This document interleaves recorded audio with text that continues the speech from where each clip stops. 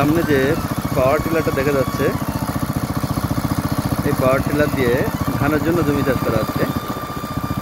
আর এই জমিতে এই যে এটাকে বলা হয় স্যালো। আমাদের এলাকায় এখন স্যালোর সাথে সাথে মানে বিদ্যুতের যে মোটরটা আছে এটাও আছে।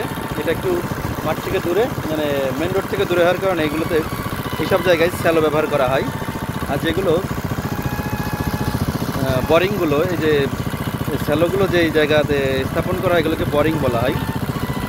যে বোরিংগুলো মোটামুটি কাছে আছে এগুলোতে মোটর ব্যবহার করে।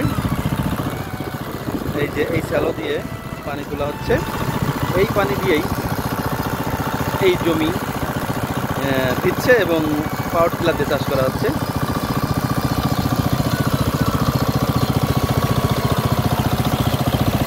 সুন্দর পানি আর উপরের ওই যে পাওয়ার টিলার করি।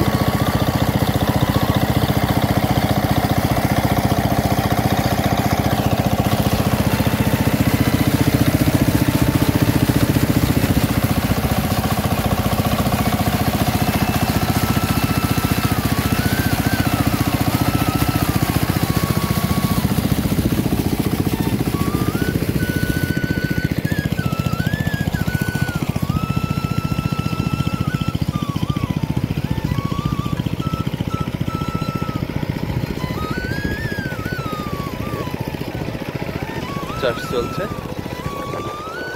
এখানকার মাটিটা একটু শক্ত, প্রচুর পরিমাণে শালিক টিলারের সামনে দিয়ে ঘুরে বেড়াচ্ছে, পিছনে সামনে। শালিকের একটাই লক্ষ্য, ওই যে পোকা খায়। দেখেন শালিকগুলো ঠোকর দিয়ে দিয়ে পোকা খাচ্ছে। পাওয়ার টিলার ফালার কারণে মাটি আলগা হচ্ছে।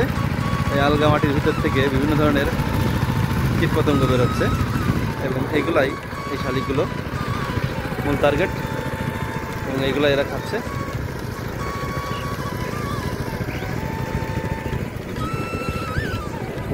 উঠছে, অসাধারণ একটা ভিউ আসছে।